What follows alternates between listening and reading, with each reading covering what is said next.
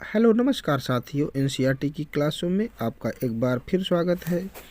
और इन दिनों हम लोग क्लास 7th का हिस्ट्री विषय का अध्ययन कर रहे हैं, जिसमें अभी तक हम लोग क्लास 7th में चैप्टर नंबर 4 तक का अध्ययन कर लिए हैं। आज हम लोग देखने वाले हैं चैप्टर नंबर 5, जिसका नाम है जनजातियाँ, खाना बदोश और एक जगह बसे हुए समुदाय। तो इसको देखेंगे। पहले मार्कर चेंज कर लेते हैं, मार्कर को रेड करते हैं, ये वाला रेड अब सही है।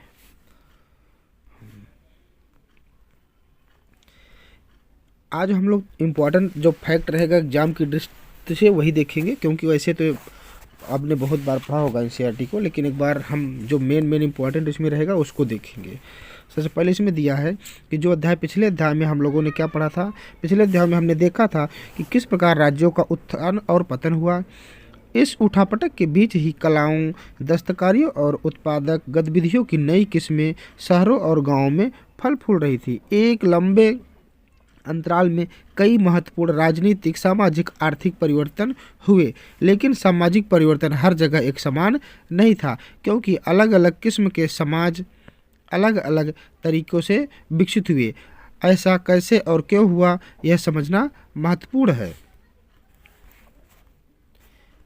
इस उपमहाद्वीप के बड़े हिस्से में समाज वर्ण के नियमानुसार पहले से ही विभाजित था। वर्ण मतलब वही ब्राह्मण, क्षत्रिय, शूद्र, वैश्य द्वारा।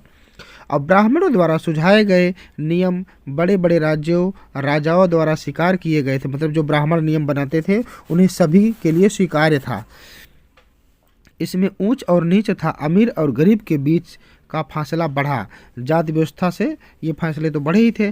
दिल्ली के सुल्तानों और मुगलों के काल में श्रेणीबद्ध समाज ज़्यादा जटिल हो गया। ये क्या दिया है, जनजातीय नृत्य, संथाल चित्र खर्रा, ये नृत्य है उनका जनजातियों का, उसको दिखाया है। बड़े शहरों से परे जनजाति समाज, मतलब जो जनजाति समाज था वो बड़े समाज से वो कहीं ना कहीं शहर जो है शहरों से काफ़ी दूर था। अलबत्ता दूसरे जगह के समाज भी उस समय मौजूद थे। उपमहाद्वीप के कई समाज ब्राह्मणों द्वारा सुझाए गए सामाजिक नियमों और कर्मकांडों को नहीं मानते थे, और न ही वे कई असमान वर्णों में विभाजित थे। अक्सर ऐसे समाजों को जनजातीय कहा जाता था।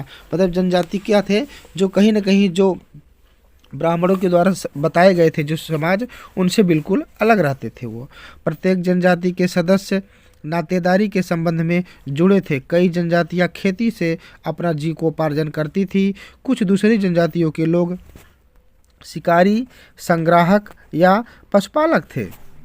प्रायः वे अपने निवास स्थान के प्राकृतिक संसाधनों का पूरा इस्तेमाल करने के लिए इन गतिविधियों का मिला जुला रूप अपनाते थे। मतलब प्राकृतिक संसाधन जो अपना करके वो अपना जीवन को चलाते थे। कुछ जनजातियां खाना बदोश थी और वे एक जगह से दूसरी जगह खाना बदोश मतलब घूमती रहती थी, जो समय और जो है मौसम के हिसाब से अपना जगह बदलती रहती थी। जनजाति समूह संयुक्त रूप से भूमि और चारागाहों पर नियंत्रण रखते थे और अपने खुद के बनाए गए नियमों के आधार पर परिवारों के बीच इनका बंटवारा करते थे। मतलब इनका खुद का अपना नियम होता था, किसी दूसरे का नियम ये नहीं मानते थे। अभी अच्छा, ये एक जगह से दूसरी जगह क्यों जाते थे? हो सकता है कारण यही रही होगा कि मान लीजिए कहीं पर रह रहे हैं, मान लीजिए यहाँ फल खा रहे हैं, जैसे उधर आदिमानव वाला फल खा रहे हैं, वहाँ पे सीजन का फल था। अब फल खत्म हो गया तो क्या करेंगे, दूसरी जगह जाएंगे ना, जहाँ दूसरे मौसम में दूसरा फल रहता होगा। इस उपमहाद्वीप के विभिन्न हिस्सों में कई बड़ी जनजातियां फली फूली। मतलब इस उपमहाद्वीप मतलब भारतीय महाद्वीप में बहुत सारी जनजातियां हुई। सामान्यतः ये जंगलों, पहाड़ों, रेगिस्तान और दूसरी दुर्गम जगहों पर निवास करती थी। कभी कभी जाति विभाजन पर आधारित अधिक शक्तिशाली समाजों के साथ उनका टकराव होता था। मतलब होता क्या है, जो टकराव है समाज जो होता था उसके अगल बगल, वो कहीं ना कहीं उन्हें अपने मिलाने के लिए कुछ कार्य करता था जो उन्हें नहीं पसंद आता होगा, तो जाहिर सी बात है टकराव की बात होगी। कई मायनों में इन जनजातियों ने अपनी आज़ादी को बरकरार रखा और अपनी अलहदा संस्कृति को बचाए रखा। मतलब इतनी सारी समस्याओं के बाद भी ये जनजाति किसी तरह से झुके नहीं और अपनी सभ्यता को एक अलग से बना के रखा। लेकिन जाति आधारित और जनजातीय समाज दोनों अपनी विविध किस्म की ज़रूरतों के लिए एक दूसरे पर निर्भर रहे। टकराव और निर्भरता के इस संबंध में ने दोनों तरह के समाजों को धीरे धीरे बदलने का काम किया।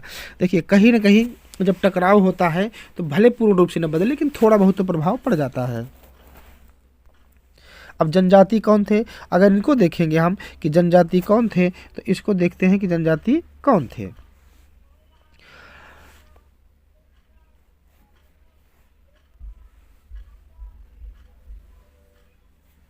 समकालीन इतिहासकारों और मुसाफिरों ने जनजातियों के बारे में बहुत कम जानकारी दी है। कुछ अपवादों को छोड़ दे तो जनजाति लोग भी लिखित दस्तावेज नहीं रखते थे, लेकिन समृद्ध रीति रिवाजों और वाचक मौखिक, वाचक मतलब बोलकर, जो बोलने वाले होते हैं, मौखिक मतलब बोलना ही हुआ, परंपराओं का वे संरक्षण करते थे। मतलब जैसे जैसे होता था ना उधर, जब वेदों का समय था तो वेदों को जब लिखा पढ़ा नहीं जाता था तो कैसे एक दूसरे के द्वारा हस्तांतरित होता था, कंठस्थ याद करके और दूसरे को सुना करके। उसी प्रकार से जो यहाँ ये जनजाति लोग थे वो भी एक दूसरे को बोल करके अपनी परंपराओं का संरक्षण करते थे। ये परंपराएं हर नई पीढ़ी को विरासत में मिलती थी और आज के इतिहासकार जनजातियों का इतिहास लिखने के लिए इन वाचिक परंपराओं का इस्तेमाल करने लगे थे। जनजाति लोग भारत के लगभग हर क्षेत्र में पाए जाते थे। किसी भी एक जनजाति का इलाका और प्रभाव समय के साथ बदलता रहता है। कुछ शक्तिशाली जनजातियों का बड़े इलाकों पर नियंत्रण था। पंजाब में खोंखर जाति, इम्पोर्टेंट है ये कि जो खोंखर जनजाति थी ये कहाँ थी, तो पंजाब में खोंखर जनजाति 13वीं और 14वीं सदी के दौरान बहुत प्रभावशाली थी।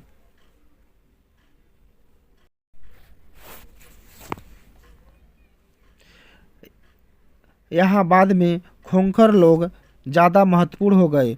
उनके मुखिया कमाल खान गफ्फार को, ये मुखिया का है, उनका नाम याद रखना है। उनके जो मुखिया थे उनका क्या नाम था। पंजाब में जो खोंखर जनजाति थी और उस खोंखर जनजाति का जो मुखिया था कौन था, कमाल खान गख्खर को बादशाह अकबर ने मनसबदार बनाया था। मतलब ये एक बड़ी बात है कि देखिए मनसबदार किसने बनाया था, उसने एक जनजाति को बनाया था। सुल्तान और सिंध में मुगलों द्वारा अधीन कर लिए जाने से पहले लहांग और अरघुन लोगों का प्रभुत्व अत्यंत विस्तृत क्षेत्र पर था। उत्तर पश्चिम में एक और विशाल एवं शक्तिशाली जनजाति थी। वो कौन थी, बचोल। उत्तर पश्चिम की जो जनजाति थी वो कौन थी, बचोल। ये लोग अलग अलग मुखियाओं वाले कई छोटे छोटे किलों में बटे थे। पश्चिमी हिमालय में गड्ढियों की जनजात रहती थी। तो पश्चिमी हिमालय में गड्ढी और गढ़ियों की जनजात रहती थी। उपमहाद्वीप के सुदूर उत्तर पूर्वी भाग पर भी नागा, अहोम और कई दूसरी जनजातियां रहती थी। नागा, अहोम, तो ये देख लेते हैं कुछ यहाँ पे मैप के जरिए जो जनजातियां हैं कहाँ हैं। जैसे भारत का ये देखेंगे तो ये इधर देखिए, ये मुंडा हो गए, हाँ, संथाल हो गए, भील इधर हो गए, आधुनिक एक इधर पड़ेगा, ये गुजरात साइड हो गया। हाँ, ये दक्षिण भारत की ये सारी चीज़ें हैं ना, कोल, भील, कटारिया, ये सब जनजातियों का नाम दिया गया है।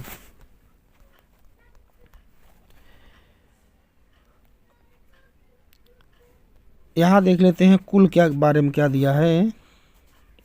कुल परिवार या घरों का एक ऐसे समूह को कुल कहते थे जो एक ही पूर्वज की संतान होने का दावा करते थे। जनजाति संगठन प्रायः नातेदारी या कुल संबंधी निष्ठा पर आधारित थे। मतलब कहीं न कहीं वो भी एक रिश्तेदारी और रिश्ता निभाते थे। मौजूदा बिहार और झारखंड के कई इलाकों में 12वीं सदी तक चेर सरदारशाहियों का उदय हो चुका था। मतलब जो चेर थे, ये चेर पे कहाँ पे हुए थे, ये अभी प्रेजेंट टाइम का जो बिहार और झारखंड में है, यहाँ पर चेर का उत्थान हुआ था। बादशाह अकबर के प्रसिद्ध सेनापति राजा मान सिंह, ये आपको पता ही है कि अकबर के सेनापति मान सिंह जो 1591 में चेर लोगों पर हमला किया और उन्हें परास्त किया, उन्हें लूटकर अच्छा खासा माल इकट्ठा किया, लेकिन वे पूरी तरह अधीन नहीं बनाए गए। औरंगजेब के समय में मुगल सेनाओं ने चेर लोगों के कई किलों पर कब्जा किया और इस जनजाति को अपना अधीनस्थ बना लिया। इन क्षेत्र में रहने वाली महत्वपूर्ण जनजातियां में मुंडा और संथाल भी थे। ये ध्यान देना है कि इन क्षेत्रों में मुंडा और संथाल जनजातियां भी बहुत महत्वपूर्ण हैं। ये उड़ीसा और बंगाल में भी रहते थे। तो मुंडा, संथाल और चेर जातियाँ ये हैं, ये मुख्य रूप से कहाँ रहती हैं? तो ये उधर बिहार, झारखंड और इधर उड़ीसा साइड में रहती थी। आगे बढ़ते हैं।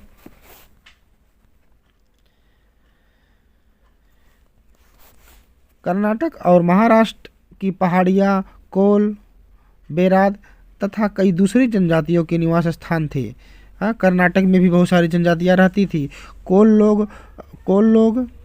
कोली लोग गुजरात के कई इलाकों में भी रहते थे और कुछ दक्षिण में, यहाँ पे एक स्थान दिया है, कोरागा, वेतरा, मारवाड़ और दूसरी जनजातियों की विशाल आबादी थी।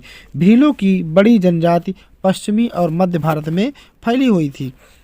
16वीं सदी के अंत आते आते उनमें से कई एक जगह बसे हुए थे। खेतिहर और कई यहाँ तक कि जमींदार भी बन चुके थे।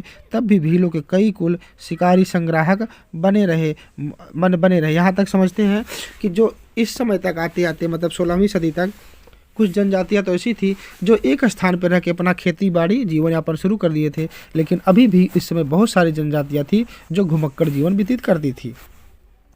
मौजूदा छत्तीसगढ़, मध्य प्रदेश, महाराष्ट्र, आंध्र प्रदेश में गोंड लोग बड़ी तादाद में फैले हुए थे। तो जो ये गोंड होते थे, ये गोंड किस क्षेत्र में ज़्यादा रहते थे? मध्य प्रदेश, महाराष्ट्र, छत्तीसगढ़, आंध्र प्रदेश में रहते थे।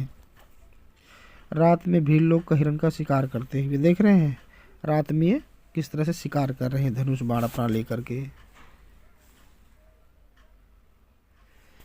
ये लग रहा है आग उग जला के काम अपना ताप रहे होंगे। खाना बदोश और घुमंतू लोग कैसे रहते थे? तो खाना बदोश चरवाहे अपने जीवन के साथ दूर दूर तक घूमते थे। उनका जीवन दूध और अन्य पशुचारी उत्पादों पर निर्भर था।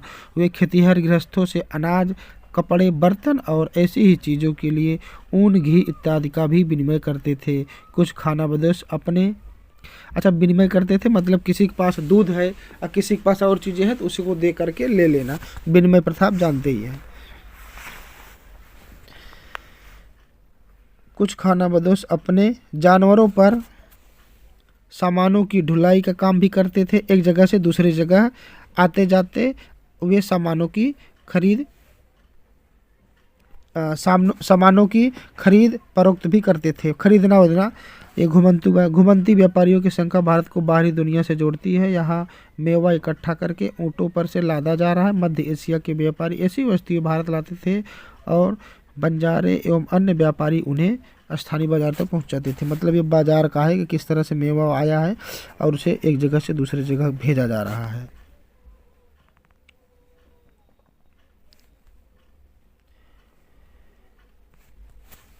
बंजारे लोग सबसे महत्वपूर्ण व्यापारी खाना बदोश थे। उनका कारवां टांडा कहलाता था। जो यह ध्यान देना है कि जो व्यापारी होते थे, जो बंजारे व्यापारी होते थे, उनका कारवां क्या कहलाता था? टांडा कहलाता था।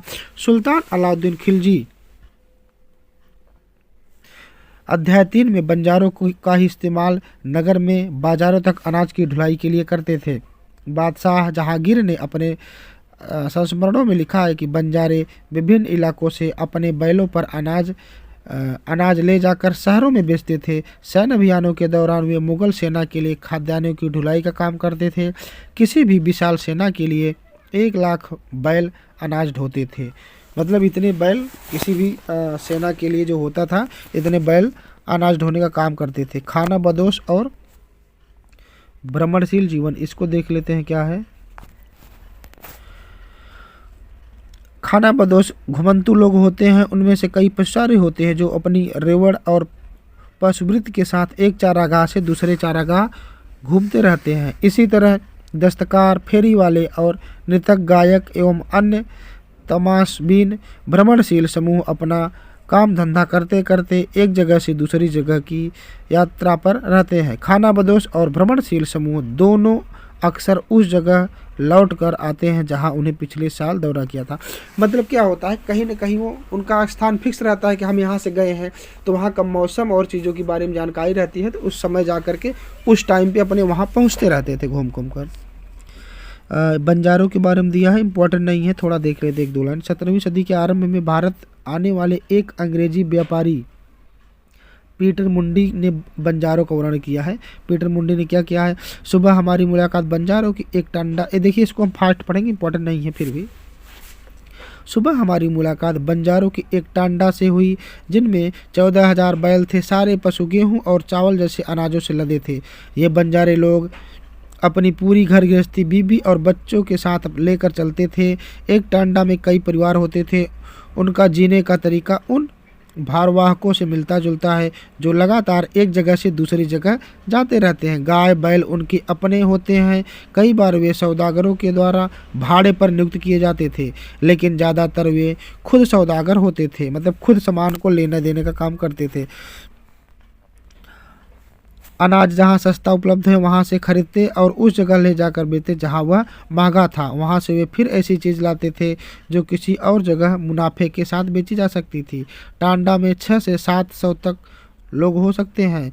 वे एक दिन में 6 या 7 मील से ज़्यादा सफ़र नहीं करते।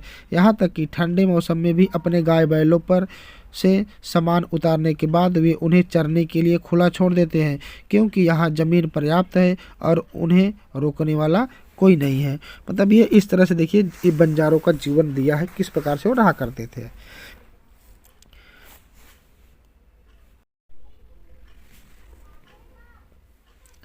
कई पशुचारी जनजातियां मवेशी और घोड़ों जैसे जानवरों को पालने पोसने और संपन्न के हाथ उन्हें बेचने का काम करते थे। छोटे मोटे फेरी वाले भी विभिन्न जातियां थी, एक गांव से दूसरे गांव भ्रमण करती थी। ये लोग रस्सी, सरकंडे की चीज़ें, फूस की चटाई और मोटे बोरे जैसे माल बनाते और बेचते। कभी कभी भिक्षुक लोग भी घुमंतू सरदारों का काम करते थे। जो भिक्षुक होते थे वो भी घुमंतू सरदारों का काम करते थे। नर्तकों, गायकों और अन्य तमाशबीनों की भी जातियाँ थी जो विभिन्न नगरों और गांवों में कमाई के लिए अपनी कला का प्रदर्शन करती थी। जो आते हैं ना छोटे छोटे कलाकार, विभिन्न प्रकार के कलाकृतियाँ दिखाते हैं।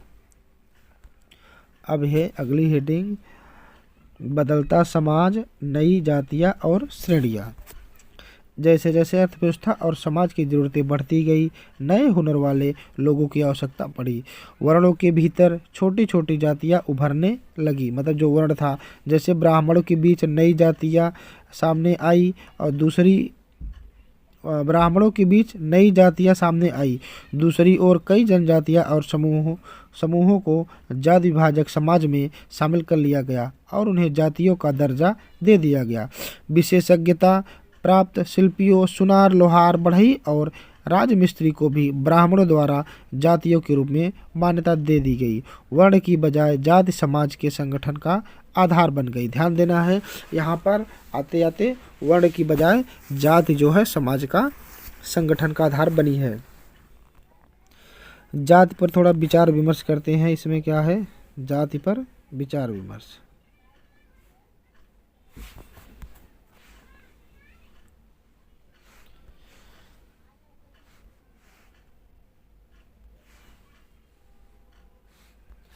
वर्तमान तमिलनाडु के तिरुचिरापल्ली ताल्लुक में स्थित उकाईकोंडा दयार की 12वीं शताब्दी के अभिलेख में ब्राह्मणों की एक सभा के विचार विमर्श का वर्णन मिलता है। वे रथकारों, शाब्दिक अर्थ रथकारों का मतलब क्या हुआ, रथ बनाने वाले लोग, यानी कि रथकारों की सामाजिक स्थिति पर विचार विमर्श कर रहे हैं। उन्हें इस जाति के कामकाज तय किए जिनमें वास्तुकला, रथों और गाड़ियों का निर्माण, मंदिरों द्वारा बनाया, मूर्तियाँ स्थापित करना, बलि के लिए लकड़ियों से बने सामान तैयार करना, मंडप बनाना और राजा के लिए जेवर बनाना शामिल था। मतलब जाति प्रथा के बाद जो कार्य बढ़े उन कार्यों के बारे में बताया कि वो किस प्रकार से कार्य करते थे।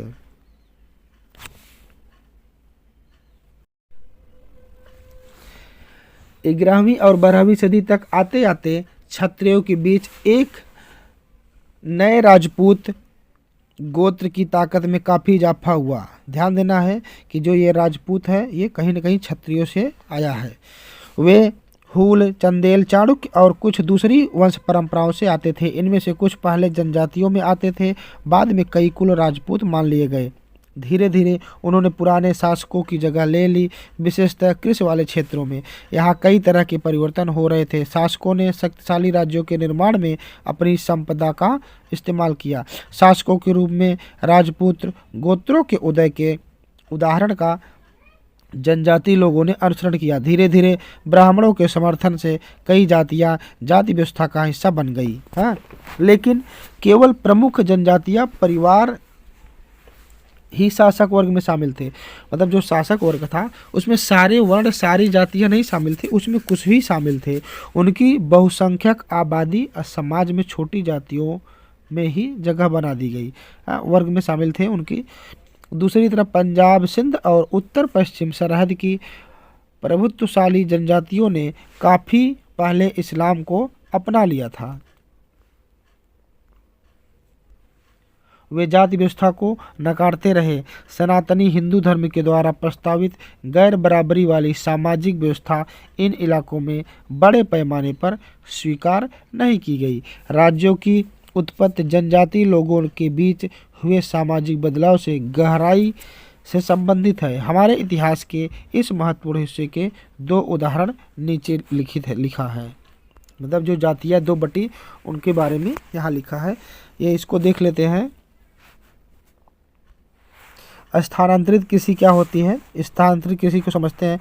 किसी वन प्रांत के पेड़ों और झाड़ियों को पहले काटा जाता है, फिर उन्हें जला दिया जाता है। उसके बाद जो राख होती है, राख में फसल बो दी जाती है। और जब यह ज़मीन अपनी उर्वरता, मतलब उन्हें फसल को पैदा करते करते जब अपनी ज़मीन उर्वरता खो देती है, तब ज़मीन का दूसरा टुकड़ा साफ किया जाता है और इसी तरह से वे फसल उगाई जाती है, तब उस ज़मीन को छोड़ करके। अब गोंडों को देखते हैं। गोंड क्या होते हैं? पहले नंबर पर गोंड लोग गोंडवाना नामक विशाल वन प्रदेश में रहते थे। वे स्थानांतरित कृषि क्या हुई? वही जो बदल के पहले ज़मीन को जलाना, वहाँ के खरपतवार को नष्ट करके फिर उसकी राख में खेती करना, अर्थात जगह बदल बदल कर खेती करते थे। विशाल गोंड जनजाति कई छोटे छोटे कुलों में भी बटी हुई थी। प्रत्येक कुल का अपना राजा या राय होता था। जिस समय दिल्ली के सुल्तानों की ताकत घट रही थी, उसी समय कुछ बड़े गोंड राज्य छोटे सरदारों पर हावी होने लगे थे। अकबर के शासनकाल के एक इतिहासकार अकबरनामा में उल्लिखित है कि अकबरनामा किसकी रचना है? अकबरनामा अबुल फजल की है।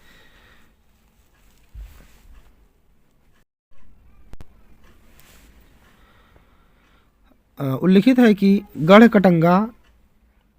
गढ़कटंगा के गोंड राज्यों में 70,000 गांव थे। इन राज्यों की प्रशासनिक व्यवस्था केंद्रीकृत हो रही थी। राज्य गढ़ों में विभाजित थे। हर गढ़ किसी खास गोंड कुल में के नियंत्रण में थे। पुनः ये 84 गांवों की इकाइयों में विभाजित थे, जिन्हें 84 मतलब ये किस प्रकार से, देखिए ये इम्पोर्टेंट है, थोड़ा सा इसको ध्यान से देख के पढ़ना है। इन राज्यों की प्रशासनिक व्यवस्था केंद्रीकृत हो रही थी। राज्य किस में बटे थे? जो राज्य थे वो गढ़ों में बटे हुए थे। ठीक है, गढ़, हर गढ़ किसी खास गोंड कुल में, यानी जो गढ़ था यह किस में बटा था? ये कुल में बटे होते थे। पुनः कुल के नियंत्रण में था। ये पुनः 84 गांवों की इकाइयों में विभाजित थे, यानी कुल था ये भी 84 में बटा हुआ था। इस प्रकार से है 84, जिन्हें 84 कहा जाता था।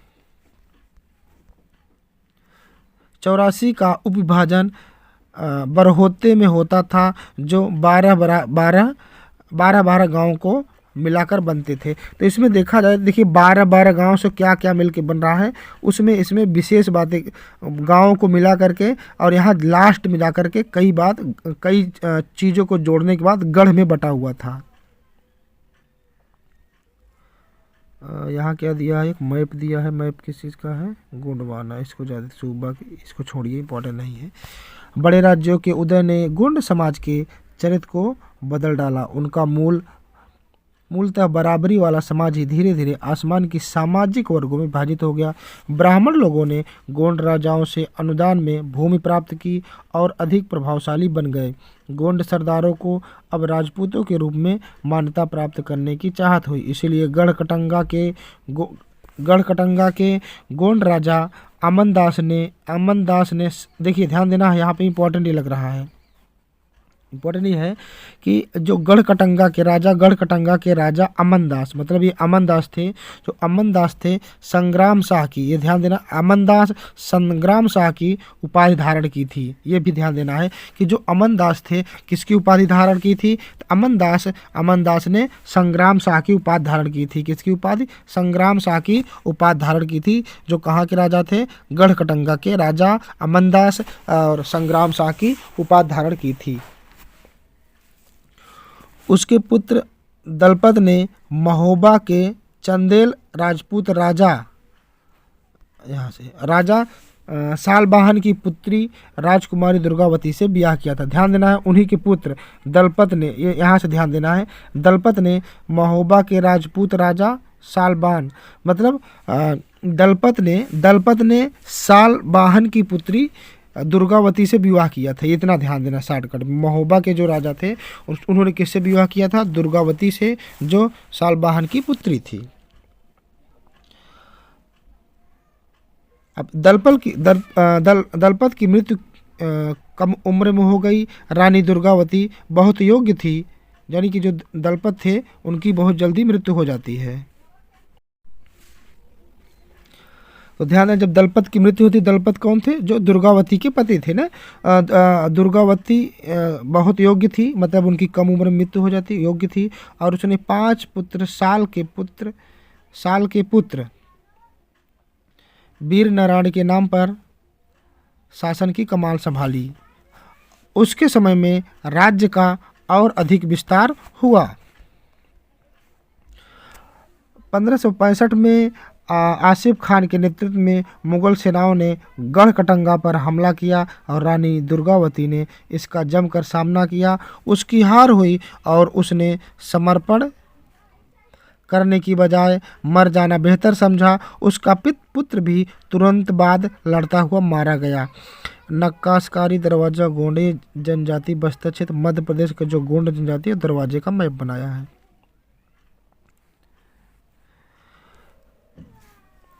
गढ़कटंगा एक समृद्ध राज्य था। इसने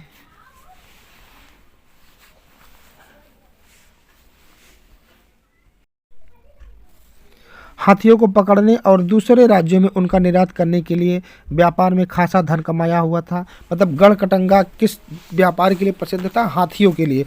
जब मुगलों ने गोंडों को हराया तो उन्होंने लूट में बेशकीमती सिक्के और हाथी बहुताया मिल गए थे। उन्होंने राज्य का एक भाग अपने कब्जे में ले लिया और शेष वीर नारायण के चाचा चंदर शाह को दे दिया। गढ़कटंगा के पतन के बावजूद गोंड राज्य कुछ समय तक चलता रहा, लेकिन वे बाद में काफ़ी कमज़ोर हो गए और बाद में अधिक शक्तिशाली बुंदेलों और मराठों के खिलाफ उनके संघर्ष असफल रहे। अहोम को पढ़ने से पहले यहाँ देख लेते हैं। असम के लाचिल बरफुकन ने मुगल सेना को हराया था। इसको देखते हैं। लाचिल बरफुकन अहोम सेना के सेनापति थे, जो 1671 में सराय घाट के युद्ध में लाचिल बरफुकन ने मुगल शासक औरंगजेब की सेना को पराजित किया। मुगल सेना में 18,000 घुड़सवार, 30,000 सैनिक और 15,000 तीरंदाजी, 5,000 बंदूक सैनिक और 1,000 तोपें थे, जिनका नेतृत्व अकबर के शासक राम सिंह द्वारा किया गया था।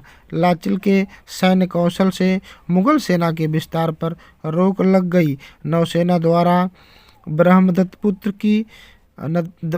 नदी में लड़ी गई। नौसेना द्वारा, मतलब यह युद्ध ब्रह्मपुत्र नदी में लड़ी गई। यह लड़ाई इतिहास में सराय घाट के युद्ध के नाम से प्रसिद्ध है। हटाइए, इंपॉर्टेंट नहीं है, इसको देखते हैं अहोम वाले राज्य को।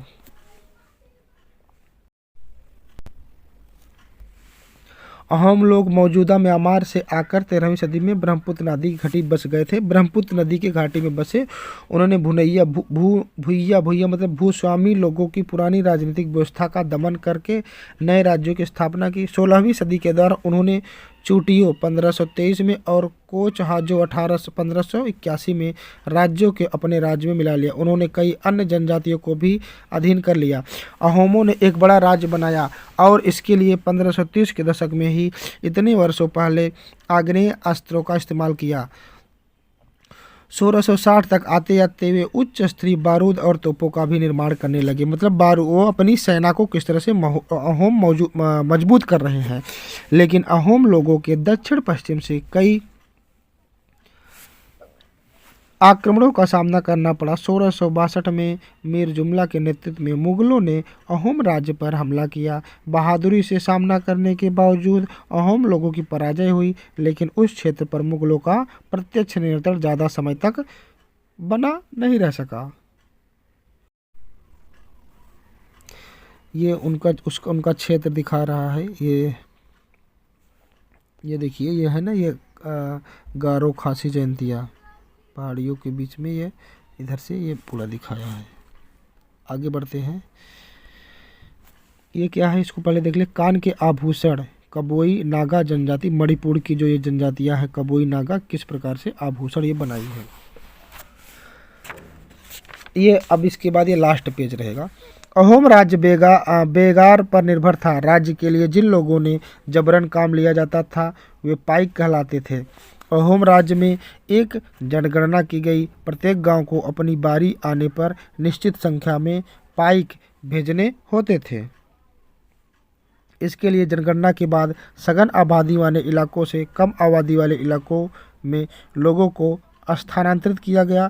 इस प्रकार अहोम कुल टूट गया। 17वीं शताब्दी का पूर्वार्ध पूरा होते होते प्रशासन खासा केंद्रीकृत हो चुका था। लगभग सभी वयस्क पुरुष युद्ध के दौरान सेना में अपनी सेवाएं प्रदान करते थे। दूसरे समय वे बांध, सिंचाई व्यवस्था का निर्माण, अन्य सार्वजनिक कार्यों में जुटे रहते थे। अहोम लोग चावल की खेती के लिए नई तरीके भी अमल में लाए। अहोम समाज कुलों में विभाजित था जिन्हें खेल कहा जाता था। यानी कि अहोम के समाज में जो कुल था उन्हें क्या कहा जाता था, खेल कहा जाता था। वहाँ दस्तकारों की बहुत कम जातियाँ थी, इसलिए अहोम के क्षेत्र में दस्तकार निकटवर्ती क्षेत्र से आए थे। एक खेल के नियंत्रण में प्रायः कई गांव होते थे। किसान को अपने ग्राम समुदाय के द्वारा जमीन दी जाती थी। समुदाय की सहमति के बगैर राजा तक इसे वापस नहीं ले सकता था। शुरुआत में अहोम लोग अपने जनजातीय देवताओं की उपासना करते थे। मतलब शुरू में अपनी आराध्य देव जो भी उनकी उपासना करते थे। लेकिन 17वीं सदी के पूर्वार्ध में, मतलब 17वीं शताब्दी जब आती है में ब्राह्मणों के प्रभाव में बढ़ोतरी हुई। मंदिर ब्राह्मणों को राजा द्वारा भूमि में अनुदान में दे दी गई थी। मतलब जो मंदिर होते थे, राजा क्या करते थे, ब्राह्मणों को भूमि दे देते थे ब्राह्मणों को अनुदान में। शिव सिंह 1714 से 44 के काल में हिंदू धर्म वहाँ का प्रधान धर्म बन गया। लेकिन अहोम राजाओं ने हिंदू धर्म को अपनाने के बाद अपनी पारंपरिक आस्थाओं को पूरी तरह से नहीं छोड़ा था। अहोम समाज एक अत्यंत परिष्कृत समाज था। कवियों और विद्वानों को अनुदान में जमीन दी जाती थी। नाट्य कर्म को प्रोत्साहन दिया जाता था। संस्कृत की महत्वपूर्ण कृतियों का स्थानीय भाषा में अनुवाद किया गया था। बुरंजी नामक ऐतिहासिक कृतियों को पहले अहोम भाषा में और फिर असमिया में लिखा गया। तो बुरंजी एक कृति है अहोम की, इसको याद रखना है। अब यह निष्कर्ष है, थोड़ा 2 पैराग्राफ इसको देख लेते हैं। जिस युग की हम चर्चा करते आए हैं उस युग के दौरान उपमहाद्वीपों में काफ़ी सामाजिक परिवर्तन हुआ। वर्ण आधारित समाज और जनजातीय लोग एक दूसरे के साथ लगातार संपर्क में आते रहे। इस आदान प्रदान ने दोनों तरफ के समाजों का अनुकूल और बदलाव प्रक्रिया चलाई। बहुत सी विभिन्न प्रकार की जातियाँ थीं और उन्होंने विभिन्न प्रकार की जीविकाएं अपनाई। कालांतर में उनमें से कई जाति आधारित समाज में शामिल हो गई, लेकिन कईयों ने जाति व्यवस्था और सनातनी हिंदू धर्म दोनों को ही नकार दिया। मतलब कुछ ने एक को अपनाया, कुछ ने दोनों को अपनाया और कुछ ने किसी को नहीं अपनाया, सब नकार दिया। कुछ जनजातियों ने सुसंगठित प्रशासनिक व्यवस्था वाले विस्तृत राज्यों की स्थापना की। इस तरह वे राजनीतिक रूप से ताकतवर हो गए। इसने उन्हें 72 और अधिक जटिल राज्यों और साम्राज्यों के साथ संघर्ष में लाकर खड़ा कर दिया। तो इस प्रकार से ये आज का चैप्टर जो है जनजातीय खानाबदोश और एक जगह से बसे हुए समुदाय, जो जनजातियों का समुदाय था, ये हमारा चैप्टर नंबर 5 कंप्लीट होता है। अगर आपको हमारी वीडियो पसंद आएगी तो इसे लाइक और शेयर ज़रूर करिएगा। आज के लिए बस इतना ही। जल्द ही अगली क्लास में मिलेंगे, तब तक के लिए धन्यवाद।